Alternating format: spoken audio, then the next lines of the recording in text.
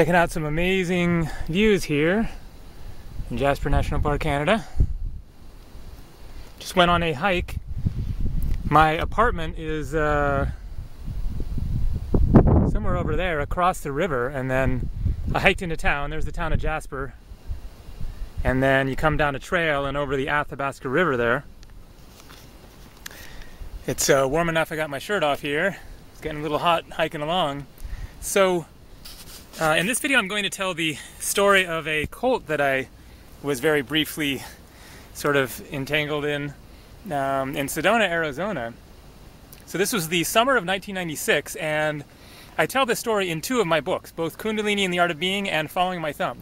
So Kundalini and the Art of Being is a story of my both spiritual experiences and adventure traveling experiences, hitchhiking all around the United States in 1993 to 1996.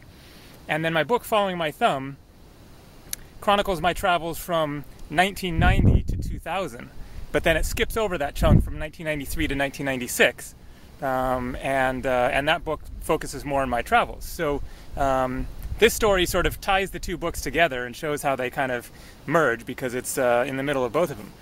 So I was at a rainbow gathering in Northern California, and I was just hitchhiking around for that summer.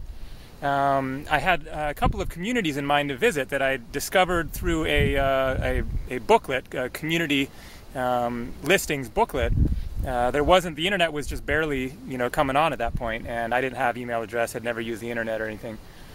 And so I had this community in mind to visit in Sedona, Arizona. So I'm in Northern California at this rainbow gathering, and trying to figure out what I'm doing next, how I'm gonna, eventually end up in Arizona, because I'm hitchhiking around. And this guy said, "Hey, I just found a ride with these two guys that are going to Sedona, Arizona. If you want to hop on their ride with them." So I ran down, talked with these two guys, two cool guys that were driving in a van to Sedona to go to this healing fair and do their special thing of didgeridoo sound healing. And so talked with them. They're driving straight there. I'm like, cool, all right. And I had to run back to my camp, take down my tent, pack up my pack. 30 minutes later, I'm with them in the van. We're driving to Sedona, Arizona. So we drive through the night. We get to Sedona, and early that, or late the next night, I think it was.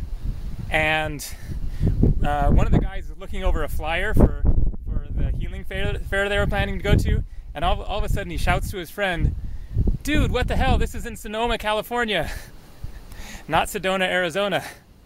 So we driven all the way there and ended up in the wrong place for them anyways. But they just kind of accepted it and were like, okay, we'll make the most of our time here. So I sleep in my sleeping bag outside near a church that night. And the next day, then I arranged to meet with the people at this community. It's called Aquarian Concepts, and they're very kind of out there, new age, pretty trippy ideas, but it sounded pretty intriguing. And so we make an arrangement, I think it was for the next day, to meet with these people, with a few representatives of the community. And so the next day, then my friends with the van drive me out there and meet up. They drop me off at this house. I walk into this house, and it's a very sort of intense, the people look like characters out of Star Trek or something, and everything's kind of very serious. And so I sit down in this designated chair, and then there's like 3 chairs across from me that they sit in, and then we proceed to have this kind of intense discussion. They ask me all sorts of spiritual questions, and try to get a feel for what my view is, and they express their paradigm and everything, and it's very, very trippy and out there, and they really think they're like top notch, like the leaders in the world of spirituality, basically. And so I leave that meeting kind of like, well, that was interesting. I'm not quite sure what I think about these people. But they'd invited me to another Sunday service of theirs later in the week, or a few days later. And so I agree to go to that and show up at the Sunday service. And, it's like most of the community members, so it's a much bigger group, 100 or a few hundred people. And so I sit down in the room, in the rows of chairs, and the leader of the cult, Gabriel of Sedona, notice the similarity of names there, shows up with his wife or his partner or whatever, and immediately everyone in the room like gets up and starts bowing to them and saying, "Welcome, Prince and Princess."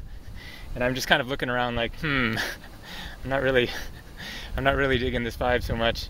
And so I, sit through the sermon. The guy is very sort of colorful and charismatic and tells funny stories, and he's very excited about he knows that they're an awesome spiritual phenomenon, and they're doing great things, and they're definitely on the truth and everything.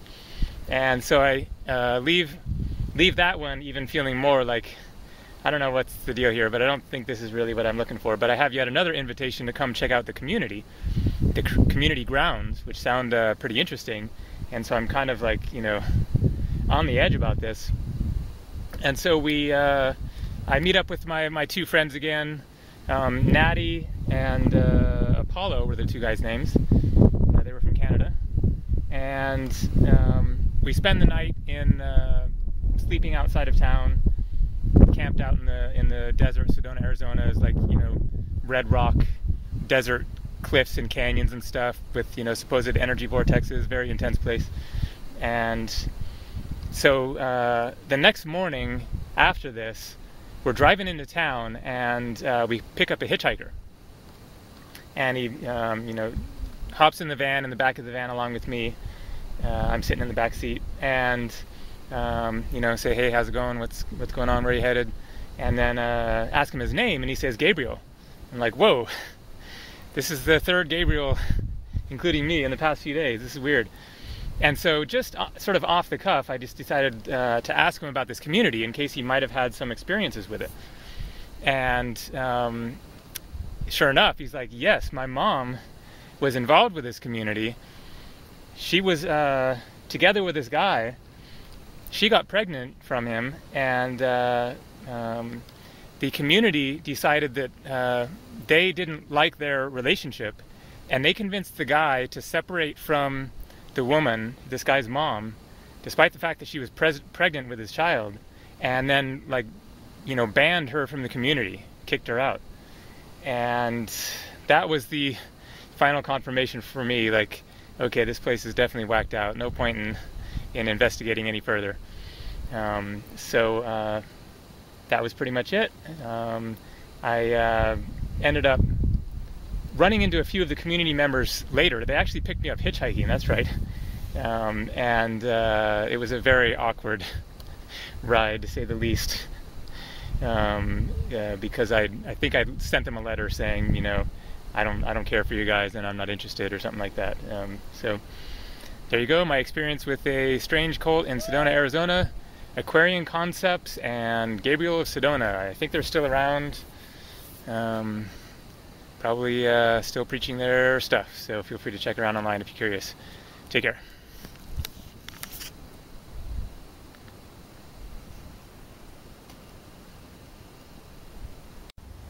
Hey there, so it's a couple of days later, and I wanted to add a little addendum at the end of this video talking about my experience in Sedona, Arizona with the Aquarian Concepts cult. So I thought that I would read a quick little excerpt from my book, Following My Thumb, A Decade of Unabashed Wanderlust, which chronicles my adventures from 1990 to 2000 with 26 different travel stories from around the world. So this is from that chapter describing my experience with the cult, and this is the end of the chapter, and it takes off after I've just learned that from that other guy named Gabriel about the experience with his mom getting kicked out of the cult and everything. This story sent shivers down my spine, as well as confirmed my gut feelings that something there was seriously out of balance. It also left me with lingering feelings of distrust, disillusionment, and sadness that such unfeeling manipulation could disguise itself as spiritual truth to those not looking beneath the surface. And part of me felt a little foolish for getting involved with them at all, however briefly. Over the next few days, I happened to talk with a few other folks who had been involved with the community. I discovered that some of the leader's many outrageous claims about himself and his cult were that he considered his group to embody the highest spiritual truth on the planet. Hey, that's a new one. Himself to be a reincarnation of the Apostle Paul. Perhaps so, but I'm not washing that one down with Kool-Aid. that he was the doorway to the fourth dimension. Come on, everyone knows it was the Beatles. That the energy vortexes around Sedona were of his own making. How old was this guy? 4.6 billion years? And that crop circles were his creations from past lifetimes. Let me guess, and he also built the Sphinx single-handedly. As my old college physics teacher would have put it, this guy had an ego roughly the size of the observable universe. I had a brief desire to let the other people of the community know that they were being led down the wrong path, but I quickly concluded that it wasn't my business. Was there really a wrong path anyway? If there was any one belief that I wholeheartedly held dear, it was that of individual free will. It wasn't for me to decide another's journey. They were free to learn their own lessons, and I would learn mine. In the meantime, I felt incredibly grateful to still have my freedom to make my own decisions and choose my own destiny. So that's from Chapter 9 in Following My Thumb, A Decade of Unabashed Wanderlust. I'll go ahead and put a link down below this video to the book, available on Amazon.com as both a paperback and an ebook.